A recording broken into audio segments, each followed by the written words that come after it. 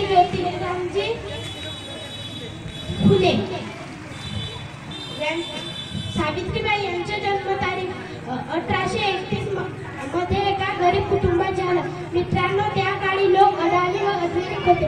जेव्हा सावित्रीबाई शाळेत जाण्यास घरून निघाले तेव्हा गावाचे लोक शेण दगड मारून फेकायचे।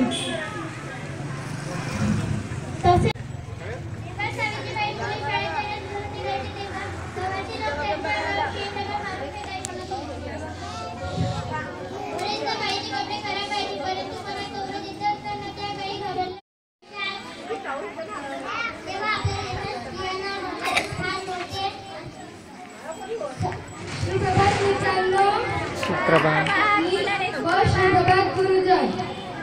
आज मी तुम्हाला सावित्रीबाई फुले यांच्या जीवनावर 2 आधारित गोष्टी सांगणार आहे।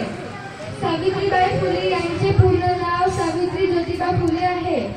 सावित्रीबाई फुले यांचे जन्म 3 जानेवारी 1831 रोजी झाले। सावित्रीबाई फुले यांनी प्रथम आपल्या पतीकडून लिहायला वाचायला शिकले।